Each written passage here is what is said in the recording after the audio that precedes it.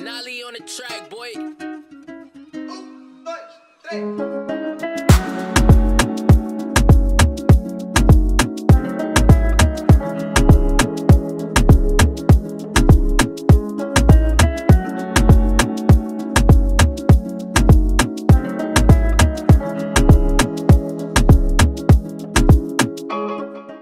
Hey y'all, welcome to another episode of Mate con Franca. We have our second in-person, in real life guest.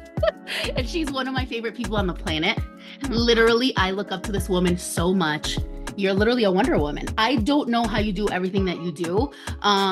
She's an advocate by nature, kick-ass lawyer, incredible family history, takes care of abuelita, takes care of all of us. I have lived at your house. I think probably half of Dover has lived at your house.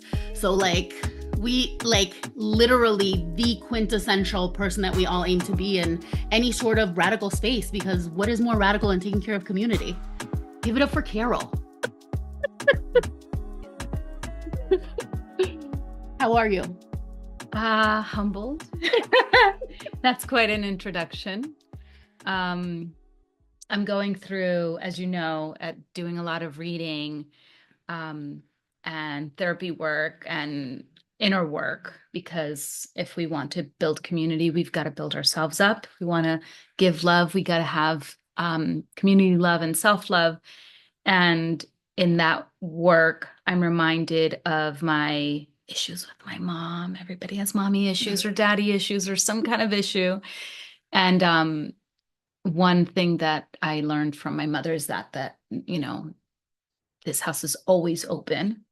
And in this house, there's always food for whoever walks in. And that's where I get my community care from. But I'm not as loving as my mother, and I'm not as a good cook as she is. So I'm still building my capacity to actually live up to all the things that you just said. Well, I have always been well fed at your house. So even if it's not you cooking, there's always food. It's true. And I think there's something to that. I love to host, as you know, and make things pretty and whatever. But ultimately what it's about, and I can throw down in the kitchen like a little bit. You're very good. I invite you because I love you, and I love the charcuterie boards you make. How do you say that? My sister hates that I can't. Charcuterie. Yeah. She hates that I don't know how to pronounce it. I know. That's probably a sister's thing. Because charcuterie is a fun joke. It's, we don't say it because we can't pronounce it. It is charcuterie, but I love charcuterie. But I also love that there's never a time where I don't come to your house, or where I come to your house and you're not like, what do you want? And fridge and this and whatever. And sometimes I'm like, I'll help myself because it's the your people's house. Fridge. It's my house. Look, we've gone through times where I've been like, to piss off our friend, the mayor, and when we speak publicly, right? There was a time where I was like, I'm just gonna say I live at your address and see if he freaks out. Yeah. Because I do, because it's my house. No, it's the people's house. And ultimately, to get back to the the radical thing is there's a lot of talk around labels and what are we, and if we're socialists and if we're communists, or for this, when it comes naturally to you to just take care of your community, the label doesn't matter, because you're doing the thing that a lot of people pat themselves on the back for doing but don't do, right? Who have certain labels, but it doesn't matter what you are. It's whenever someone needs help, the first place they go to is you. That's beautiful, it's a true safe space. Also, my girl Aiden, my little puppy, my baby, I love.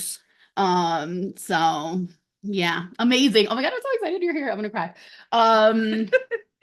This is called today's episode is called Mate con Karol. Oh, this is Mate con Franca, and so we have to have our mate moment, which we'll have throughout the whole thing. But I want you to tell our viewers, first of all, we have our viewers and listeners who are also Colombian. Carol's Colombian. Again, not that it matters because we're pan-Latino here. Off screen, I'll talk shit about Colombians, okay? But on here so we pretend. They're so fascist. On here we pretend. No, we're pan-Latino. And so talk to us about your culture, but also talk to us about if you've ever had mate before, and if so, why? Yeah, I one of the first women that I looked up to es una uruguaya. Shout out to Miriam, as she's watching and listening medium was when I met her, the single mom. She had a partner, but she had 3 daughters. She had a partner and then was a single mom. And then she was Uruguayan and she worked and she was beautiful. And her daughters, one daughter has a PhD in psychology. The other daughter is an attorney. The youngest daughter is super independent and, moved off far away. I like barely left over. So she just raised these amazing women, and she would have mate, and she would make these fried like dough things. Torta fritas. Yeah. So we would have mate with torta frita when we were little. And then I didn't have it for a while. And then later on, I met el que me enseñó a amar a Peñarol. I met a man who I dated who loved Peñarol, and that's all I know about football, actually. But they always had mate. So I drank it then, and haven't shared mate ever with you, I don't think. Mm-mm. And maybe once or twice with your parents. Not a lot. I haven't had it a lot. I think the last time I even had it with your parents was probably the last election, like 3 years ago. Wow. Yeah. And they drink it daily too. That's our thing. Look, a Uruguayan that doesn't drink mate is like, it's unheard of. It's unheard of. I'm not trying it first to be rude. I just want to make sure the bombilla isn't super hot. Oh my It God. might be. Say it So again. just get ready. Bombilla. The bombilla. Okay. Like Mufasa. I love the way you're going to talk. I get that so much.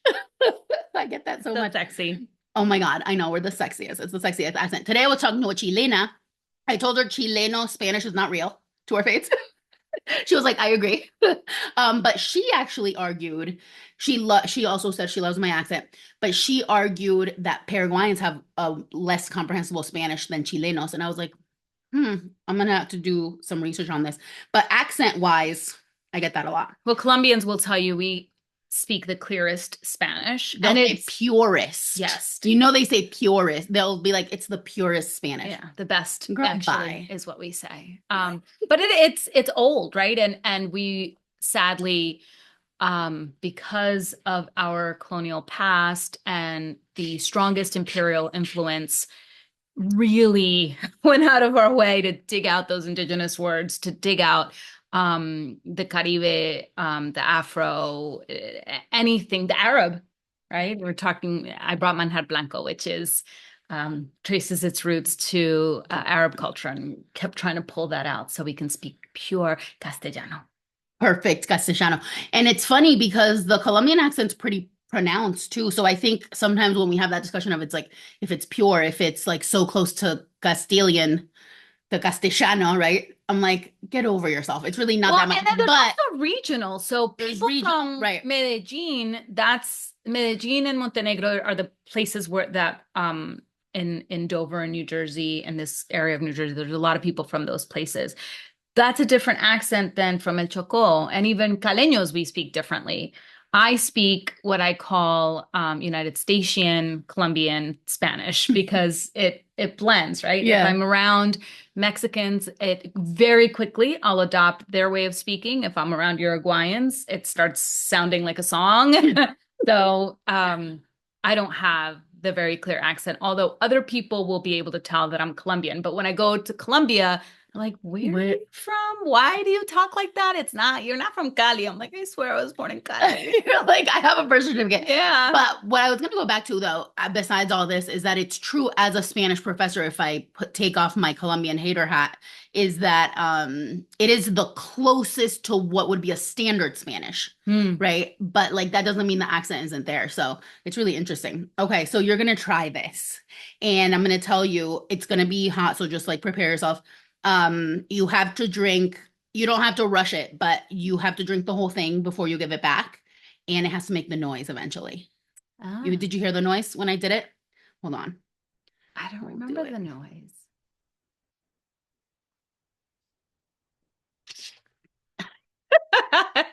Okay. That's how you know it's empty. There's also all sorts of rules around that we don't it's like innate. Like we don't like police it, but it's like innate where like you're supposed to like pass it with one hand, receive it with the other. Only one person Yes. can be the cebador for the whole time. Like I can only cebar. If you brought the mate, you would cebar the whole time. Also you can't say thank you unless you want it to be your last one. So when I hand it to you, no, when you hand someone a mate, no one says thank you, but it's not to be rude. It's because they want to continue to drink. And it's a circle. The order's supposed to be the same. So like let's say we were all drinking like with my parents, like it would be like the order, regardless of where we're sitting. It's like if you went second, you're going second every time. And like the order never switches. But no one talks about those rules. It's gaucho rules. Hmm. But no one talks about those rules. They just kind of happen. So there's rituals to it. It's like really, really exciting. Okay, so here we go. That's what makes for such cultural clashes in the United States, that we all come with our own rules and nobody talks about them. And before you know it, you're offending someone. Correct. Except if you have cultural competency. What's that? We need to do a harm reduction workshop. And I love the self-awareness of it, of the mate. I read a book that I'm sure you've read, but if you haven't, I recommend it. It's Your Mind on Plants. Because I joke that I'm like racist about things. I was racist for a long time against cannabis and against, I think mushrooms, I'm still discriminatory against. So I'm working on it. But this book talks about how we criminalize and vilify peyote and mate and a lot of different sources of energy and spiritual communion, even tobacco, right? Mm-hmm. And coca leaves. Well, and coca leaves, of course, the most, and opium the most, and then not others. So if you respect it and take the time with it and commune with it and understand it, it doesn't necessarily hurt you in the way that it does when you capitalize it and abuse it, which is true not just for plants, but for everything else in our society. Correct. That was a good one. That's fast. You did it. You did it. Yeah. So because what happens is the water seeps in. So the longer it's not an issue, but like the longer you do between sips, the less you'll get because it's seeped in. So a lot of people, and like right now it's hot. When it cools off a little, I'll just drink it in one, the whole thing. Like for now it's like a little hot. And a lot of people like will just like burn the shit out of their mouths, like not care. I'm like, oh, I'm not there. Because I was raised here, like I moved here when I was 9. So it's interesting. My whole history with mate is that like I'll drink it, but not every single day, like my parents do. And I had to be trained to drink it without sugar because I love tea and coffee with sugar. And mate is an acquired taste. What do you think of the taste, really? Oh, I love it. You I love like it. the bitter taste. And I remember not liking it the first time con Miriam and Nati and Lore, and they laughed at me. And I don't remember when it turned to liking it, but I was It's an still a acquired child taste. when I liked it. And have liked it since. And you don't put sugar in your tea regularly, right? You're like a regular tea or coffee. Or coffee. Just no. so it's easier. So for me, it was a whole thing. Like I remember the first time I went because abuelos and abuelas, usually abuelas more than abuelos, and children can drink it with sugar. Anything in between, you're laughed out of the country if you put sugar in it. Okay. So the first time I went and I was an adult and I was going by myself, like adult, I was like young, like maybe like in my 20s. My parents were like, you can't embarrass us and go there. You cannot ask for sugar. So they started training me. So they would give me the first day they gave me one mate amargo. The second day they gave me 2. The third day, for like a week before. And now I drink it amargo, but if I had the chance, this is a top secret thing. Not that we're telling everyone on our list. I would drink it with sugar if I could. I just don't out of shame. Shame can be useful. Shame can be useful, especially for gentle parenting. So I love that you love it. You look beautiful, by the way. Your fit is literally like you have the best fits always. I'm wearing a t-shirt, but the t-shirt's important because you got to show it off. Shouts Show it all off. First of all, build more unity. If y'all don't know, you better know. You better learn and you better find out. Amazing organization, run with a Pan-Africanist philosophy. right? It's an organization that is openly radical, right? In the sense that, in terms of politics, and they do a lot of community work. So that's their focus. And shouts to our friend Nev, our Yes. friend whom I met through you. But we have a lot of connections because of the area that he's in, where I teach, etc. And amazing, amazing human being. So I was Yeah, like, I I gotta call him the professor. He's younger than me, but wiser than me very in wise. many ways. So, love So to shouts to support. BMU, shouts to this is a cute t-shirt.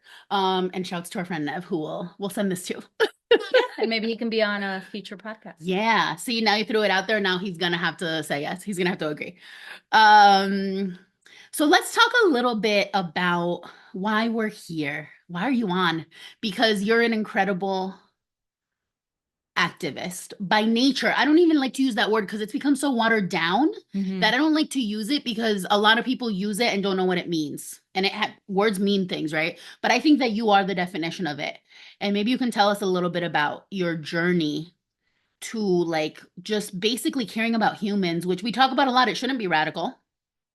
It shouldn't be Yeah, radical, yeah. but it We is. disagree on what's radical, right? To Correct. me, radical is, you know, I don't even want to say it, but it's radical to celebrate the murder of a CEO of a company that has denied my grandmother access to her dentures, like it has denied access to so many people in the United States to healthcare they desperately need to survive. This company has thrived and made money on, and this CEO has thrived and made money off the illness and the death and the pain and the grief.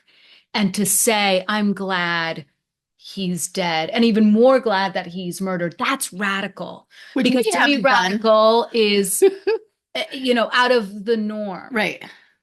But to say we all deserve a safe place to lay our head at night, a home, that's not radical. We all deserve an education. That's not radical. We all deserve to be seen, to be loved, to be heard, to have a space to heal and to grow. That's not radical. Um, And I agree. And I don't think that we disagree on the definition of it. I think where we disagree is in our use of it. Because the reason that I use it and claim it is because unfortunately that position in this country is radical. Because the standard run of the mill, even liberal, is extremely still like self-centered, egotistical, capitalistic. And so it is radical to say something like, and I said this today in a workshop about homelessness actually earlier, to say things like even if someone has mental illness, and trust me, I had to say this, okay? So has mental illness or is on drugs or is drunk, they still deserve a place to sleep inside. the fact that we have to say that. Correct. And so that's why that's where we like not I wouldn't even call it disagreement. We just like differ on what we call radical. But the reason that I do it is because the mainstream is so conservative that I reclaim it as a term of like, yeah, I want people to have a bed at night. And that's radical. Great. Like call me it, you know? Yeah. And in certain circles it does, hit and it does slap. But ultimately, like the philosophies are the same. So why are you like this? My son wants to know all the time. Why do you like this? Because you're a Colombian and Colombians in the US, like we know. Actually, so I'm not sure where to start with that answer, but when you say Colombians in the US, part of the reason I'm like this is because of a radical Colombian woman that I met who is a lawyer in Colombia, Diana Mejia, co-founder with others of Wind of the Spirit Immigrant Resource Center, who studies liberation theology. And I learned a lot from her. In fact, anything, if I can earn the title of community organizer or activist, that's from her. I learned that from her. And she's Colombian. So she is one of the few Colombians that I know that are that way, because I grew up in a machista family where the women cooked and cleaned and loved and nurtured, but didn't necessarily work, certainly didn't march for other people's rights. And because Colombia has been in a civil war for over 60 years and has been subject to imperialism and colonialism and erasure for so long, we and my family included, don't see the humanity in others. It's, oh, esos desechables, esos borrachos, we dehumanize. Our language is dehumanizing. Our insults are pretty awful. I don't know if we have the worst, but we insult people with like venereal diseases. Yeah, Yeah. what's that? I don't know. I don't say those things. What is that? The first time I heard it, I was like, what Yeah. are you doing? I didn't, because I grew up here and I didn't have I was a not documented immigrant. So I know Colombians who were born here and were able to travel every summer to Colombia. And so they know the slang and they'll say, I won't even say it like, I'll say parce, but they'll use marica as like the women will say it to each other. And I'm just like, I don't say that. Yeah, I was raised too. here. Right. And I don't, right. I don't get it. I don't get it, and I don't use it. And Colombians, whom I love, very few of you, but there are a few, have like, and I respect, have been like, truly, they're like, it's not offensive. It's, and it's one of those things where it's like, it's complex and it's nuanced, but I'm like, are you sure? I'm like, maybe it isn't meant that way, but like, should we like not unpack it? And well, back to the radical, the meaning of the word radical, right? So, bitch, radical, the N word, marica, right? It's who gets to own those words, who gets to use those words. And I was raised here and was raised in a community where words matter. So I won't use them. But I'm certainly not policing when I go to Colombia and my cousins talk that way. I mean, that's the way that they talk. And any word, right? You can say any word and say it offensively or say it lovingly. So it's a thin line. But my radicalness, I think, really was formed and evolved from Diana. But it sounds like cheesy. I think it was a calling. I think it's just I was born into a life of service for whatever reason, because my parents tell stories of, I was 5 years old and one of my classmates was unhoused and was surviving domestic violence. And I was like, oh, just come live with us. And like literally brought them home. And my mom's like, okay, I guess. Yeah, sure. And my mother always had an open door policy. So in my adolescence, there was a lot of young girls who were our friends who were having challenges with their parents or for whatever reason needed a place to stay, and they could always stay with us. No DIFUS need be included. And that is a beautiful thing. And that is, we've been speaking a lot about mutual aid in our circles. And we can talk about that a little bit, but when we try to figure out how to explain it to libs or to people, look, we're on this journey together, right? Like with a couple more of our folks, of like trying to get people on board with us.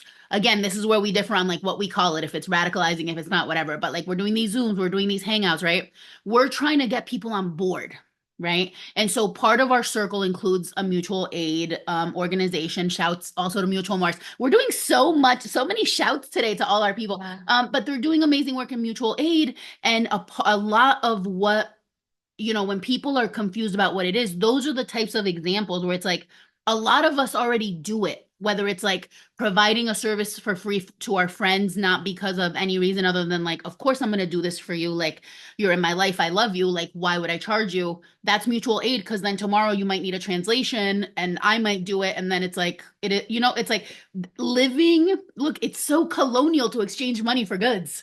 Like the colonizers brought that, right? Like, it doesn't mean that, because another thing that people say is like, oh, before everything was, no, it doesn't mean they didn't barter. And it doesn't mean, obviously, it's quite the opposite. They lived in community, right? Before colonization came. So I think I don't think that your mom would probably call herself a communist or an anarchist or anything like that. I don't know her, but I don't think she would. But she did that work. Like, she did the mutual aid. She did the thing of like being like, anyone's welcome, anyone's got food. Like, that is radical in the sense that, like, if you put a political theory to it, that's not capitalism. That's the opposite. No, yeah. And there was never an expectation that you do anything in exchange. I mean, housework needs to be done. So we all live in this house, we all clean. So there were those expectations. It wasn't just like lawlessness and no rules, but it wasn't in exchange for you being welcomed here. Right. And if you didn't do it, you didn't get kicked out. My mother didn't believe in kicking anyone out, which is something that I don't. Yeah, right. So back to, my journey and learning about boundaries and learning about self-care and community care and generational trauma. And so, okay, well, my mother, I don't want to speak to her for her. I think that she lacked a few boundaries. So people did take advantage of her, starting with my father. And I'm working to continue the communal care, the open door, the mutual aid in family and friendships, and even with strangers, right? Because Mutual Morris does mutual aid for everyone. You don't have to be my friend. We become friends as we share. But also those boundaries, right? There's some things that if you're doing in my home, well, then you're no longer welcome in my home. I can't have you hurt yourself, hurt me, or hurt others. And that's boundaries are, I'm still learning those. It's hard. It's hard because it is a fine line, and it's like, where do you draw the line? And then, especially when when you are aware of the systemic issues around the reasons why people do certain things that would warrant a kick out or calling the cops or whatever, is when fundamentally the systemic issues in that, it makes it harder. Yeah. Well, because it brings that conversation of calling in, calling out, communal care. There isn't the body of in our cultures, or in Colombian culture at least, like the padrinos, the madrinas, right? That it isn't, let me tell your dad. It's like the whole family, the whole neighborhood knows whose child you are. And when you make a mistake, the whole community is looking out for you and developing as you go with you. When we're isolated and physically, literally separated from that community because of migration, because of housing instability, right? So you can't afford to live in the community where you grew up in anymore, and you're, all alone somewhere else, then it is just this drastic kick out. It isn't, there's no break. So a mother frustrated with her teen son because of some transgression, violation of boundaries, auntie could take him, right? Or the neighbor could take him, or the coach could take him for a while. That is how it's done in Colombia. I visited Ghana. It's how it's done in Ghana. But we physically can't do it here because you don't even know your neighbor.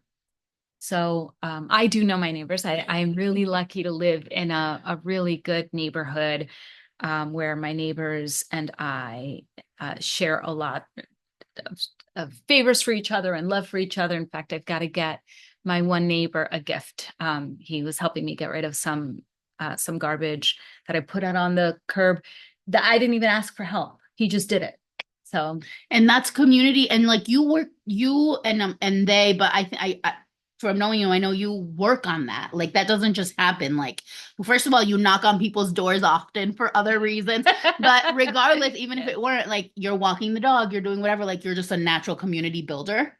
So like you build that, like it doesn't just happen. And I think that's so important. I use that example all the time about like the difference between like the toxic individualism that capitalism breeds and somewhere that's, because we can't say there's anywhere that capitalism doesn't touch, unfortunately, because it's global, but there's places that still have that, like they're rooted in fundamentally a community, right? Like it would be unheard of in Uruguay too for anyone to not know their neighbors. Like that, it would be like, and here, like there's so much isolation, and the way that people literally that I will meet, and they're like, they have no one, like if they, again, because I have homelessness on the brain, and it's like, there's that thing where it's like we're one paycheck away from homelessness, right? Oh, yeah, absolutely. Many of us are, and I obviously have a support system. That's the only reason I'm not homeless right now, is because I could live with my parents, because I couldn't afford rent, and that's me, right? But like there's people who are in the same situation and don't have anyone because of the isolating nature. And that's not judging anyone. Sometimes you have to cut off family, sometimes you have to, do what you have to do. But imagine like how, of course we're all depressed in this country. Like some people have literally no one to turn to, not even to turn to for help, but like you want to grab dinner, you want to grab whatever, like community, as we've been talking about this whole time, is so important. Not just for organizing, not just for political reasons, but like to literally not go insane.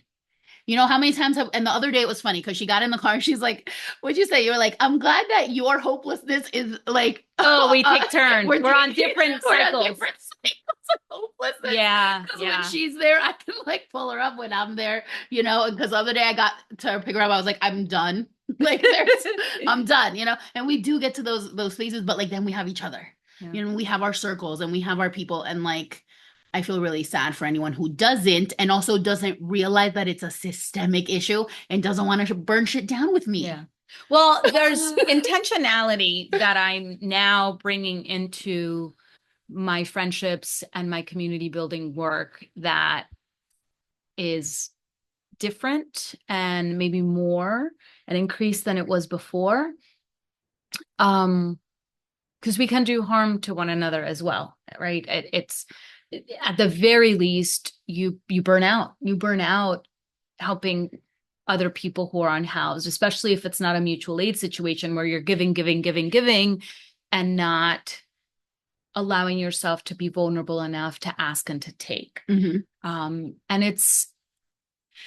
I don't know if you've ever felt this, but if you've ever tried to give somebody, even it's like a glass of water, a bite to eat, a gift, and they're like, no, thank you, no, thank you. At some point, you're just like, do you hate me? Like, why won't you take my gifts? Right? And when somebody offers you a glass of water, take it, even if you're not thirsty, because we are, however much percentage of our body is water. We need water all the time. When you think you don't need it, you do. But how many times out of politeness, right? You say, oh no, I don't know. We have to learn how to accept. So I'm being very intentional about having these meetings. And when somebody does offer me an invitation or a gift, to say, you were saying this the other day, that people tell you, well, just say no if you're burnt out. And you're like, no, just say yes. So I'm like, you should say yes more. What do you mean? So I'm being intentional about saying yes, and with the boundaries, being mindful of how I say no. Mm-hmm. And it's a tough balance, and it seems at times so egocentric. Like I'm worried about my boundaries and accepting gifts, and and Trump was just elected, right? And I have a Trump wannabe as mayor in my own town. But we have to love ourselves and be that example so that you can love yourself and we can love each other and we can be in community without harming one another and making space with one another. And that's much harder than it sounds. It is. And I don't have it yet, but I'm more intentional now than I've been in the past about it. And a lot of people aren't ready. I'm glad you mentioned the politics thing, because I think one of the things, well, politics really brought us together, right? Like initially back, it feels like 7 million years ago. But it wasn't that long ago, but 2018 was it when that whole thing started? But another thing we have different views on is the usefulness of politicians. Especially liberals. But no, but let's talk about it, because like Trump did get elected. We have our own Trump in Dover that we've been dealing with for a very long time. We successfully ousted him, but then shit happened and whatever. Anyway, we're here.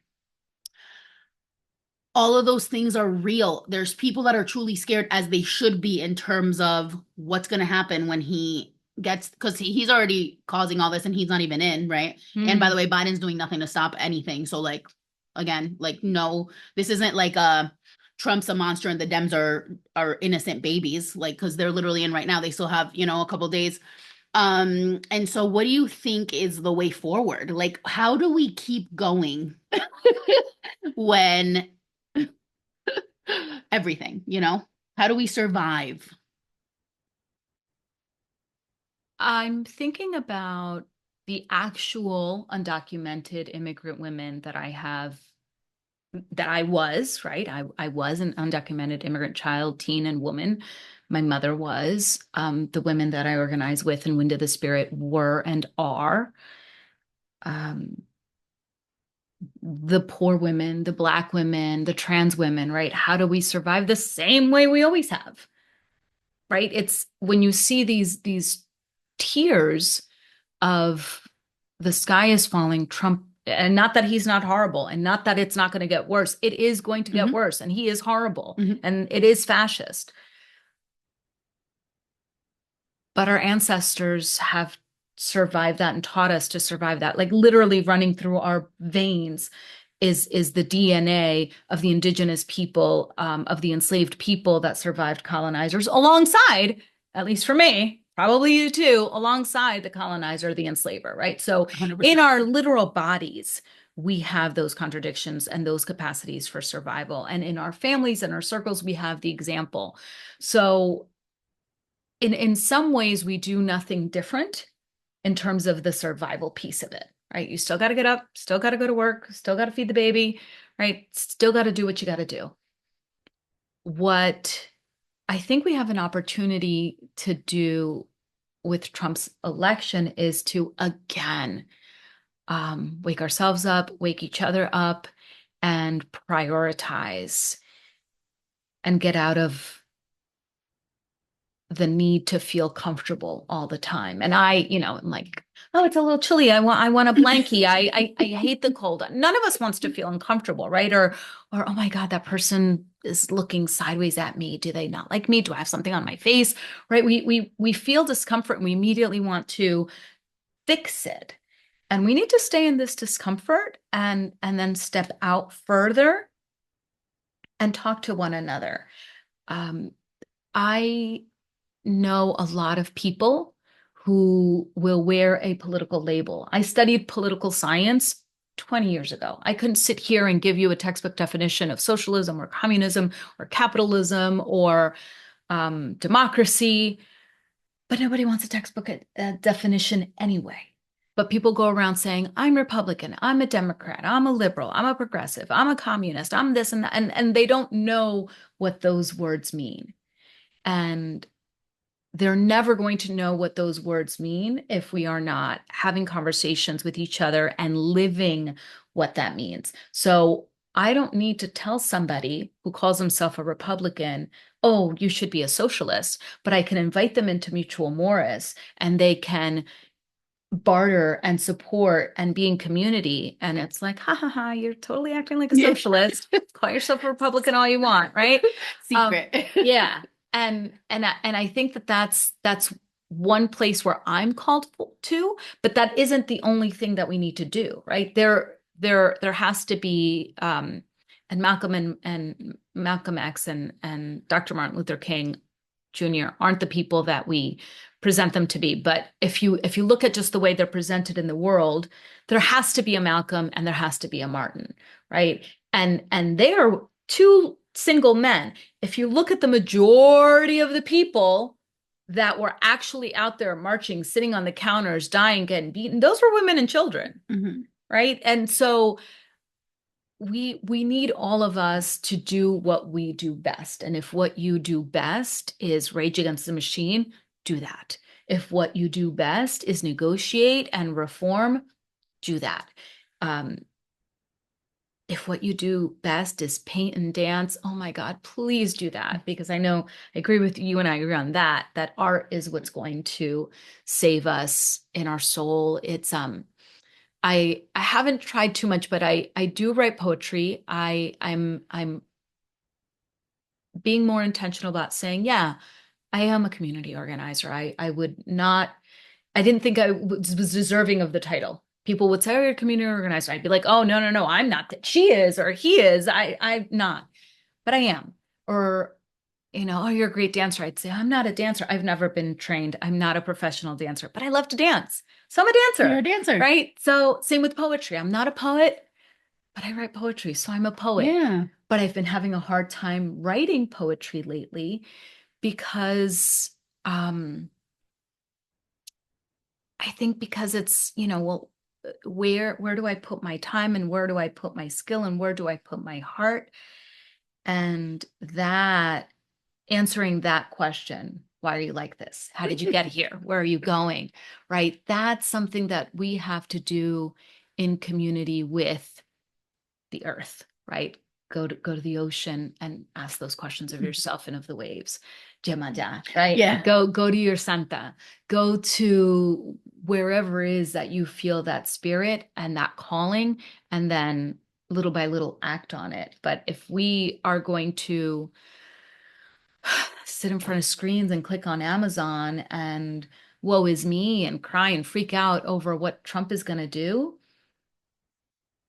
then he's going to do what every fascist has done before and will do again if we don't finally stand up and stop it. And I do go through hopelessness. Like we had in Colombia, Uribe, right?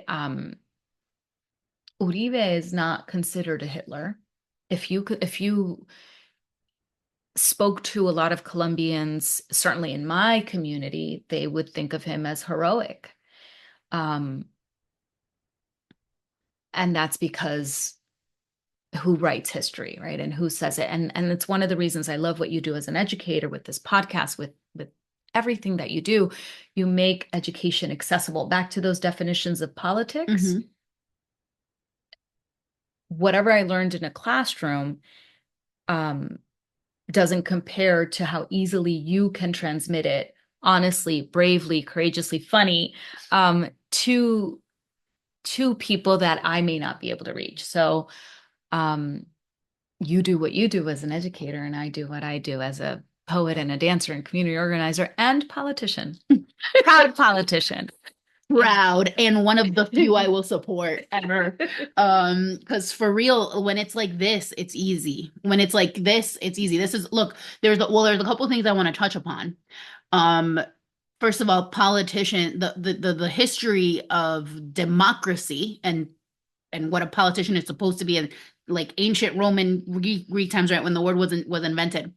It was just literally community service. It was like we would live in a village, and you were a lawyer and I was a teacher and there was a doctor and there was a sewer and there was a this, whatever.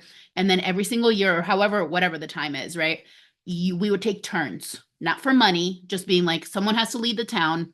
This year it's you, next year it's me, da da da da da. For no pay, for no clout. It was just literally like service to our town, right? Historically. So I think when someone does it like you do it, that's for me the most pure way. You, and also shouts to our friend Sandra, who's gonna watch this, another politician who we love. And like, well, you love Sandra a lot more Whitner. politics. Wait, I think it's Sandra Ford Dover. Oh yeah, you gotta follow her on Instagram. You have to follow her, and we'll say all of our your socials as well at the end. All of the we'll put all the socials too in the show notes. But like, she's amazing too, and she does it like authentically, and like that's why I always joke around about it. But like, truly, like the meaning of what democracy is, like you live it. And I know that I don't have to blow smoke up your ass because I would, like, and so like I know that, and like I feel it, like that I will support almost no Democrats, like almost none, literally, like I can count on one hand because they're all hypocrites. But like the ones that do it for real, and I know that also you and Sandra and the ones that I support do it and run as Democrats because it's really the only option, because no one's gonna run as a Republican in this, in this circle. But like, it's unfortunately we live in a two-party system, and some of us choose to use that to our advantage by running. I think that's great. And that's like so authentic. So thank you for your service in that regard. And that's why you knock on doors. That's why I mentioned it before. And you do it well, and you do it amazingly. I want to also go back to the fascism thing, because a lot of what you said is also brilliant, because the thing that I've been saying a ton when people are acting and with their tears and stuff is like, don't say fascism's coming, because fascism has been here. Yeah. Because this country was founded on fascism, genocide, slavery, all of these things, right? Fascism isn't new. And so what I actually think is a silver lining is that hopefully people will get fired up now and be like, damn, we didn't fuck up once, we fucked up twice. Well, we fucked up a lot if we look at the history, but you know what I mean? Those people that are like only hate Trump and don't realize how every single US president has been a war criminal, but like, we'll see, leave that aside. We fucked up once, not once, but twice, because now he's back. Okay. So what do we do now? And those are the people I'm trying to catch with the free candy van, and the free candy is revolution, you know. But I'm like, And we're mate. and No football, sugar. no sugar. But we're catching them, and like that's I think that's the message is that like we, you, myself, you know, people in our circles, we're gonna be fine in the sense like materially, right? Because we're fine now, and it's the time to get people fired up to like care. In my opinion, if there's ever going to be a time, it's going to be now.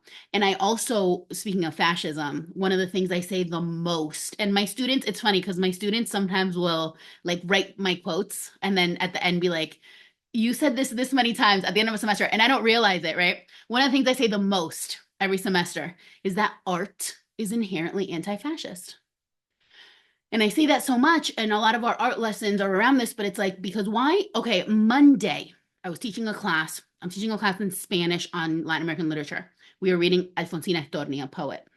No, I've never read it. Amazing. I'll show you some of her stuff. Alfonsina, ¿qué? Estorni, like with an ST, but you know, in Spanish we can't. So everyone says Estorni, but it's like Estorni. Stormy. Oh, Storni. okay. Estorni.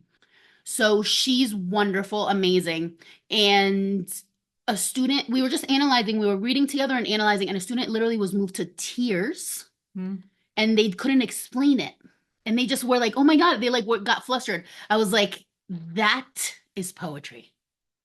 There is, look, art in the big sense, because it's art, visual art, poetry, dancing, whatever it is, music will move you because it makes you think and feel, and fascists hate a thinker.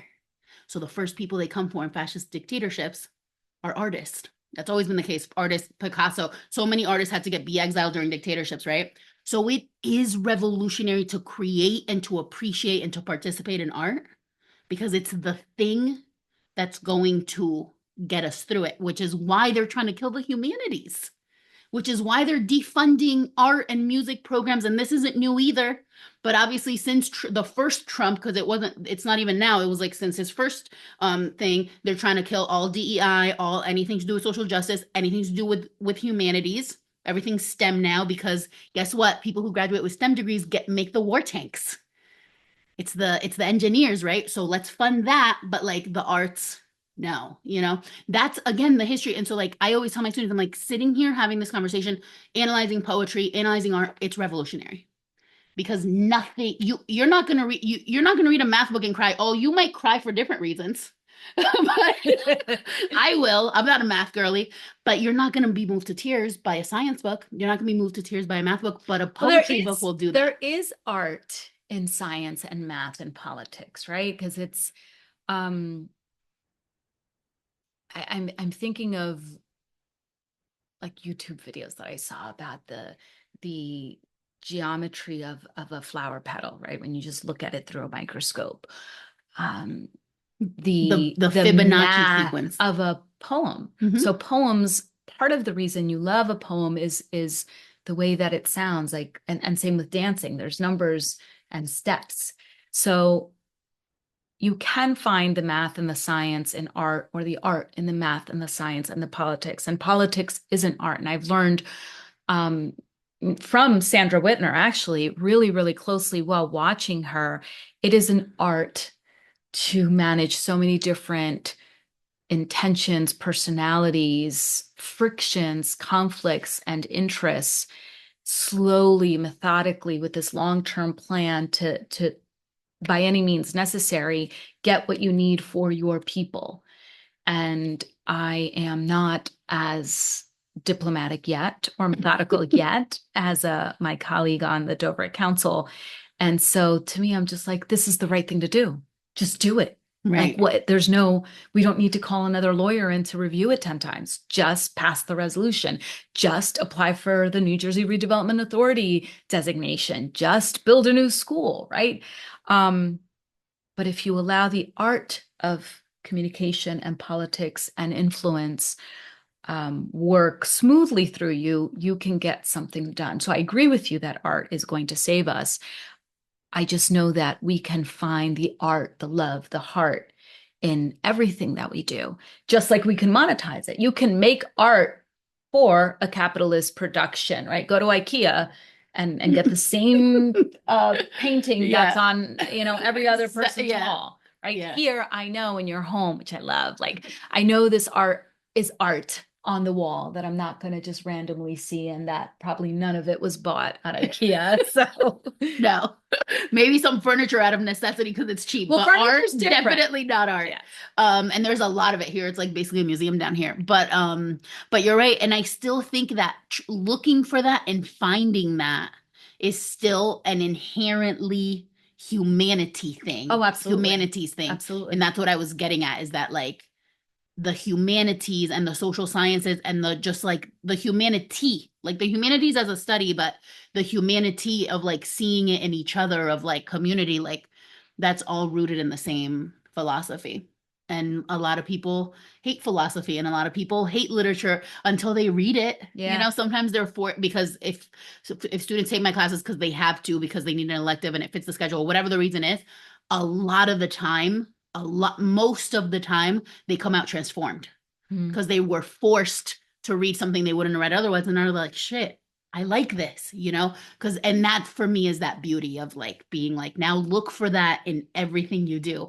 I still think that's a fundamental change for a lot of folks who are so like focused on like, you know, like the grind or whatever, again, for reasons that are understandable. Like it's not, you know, it's not a dig, but it's like, I would love to be the person, and I get to be that person, and I'm very grateful to like show people that the beauty. It takes courage to, you know, taste that thing you've never tasted and looks funny.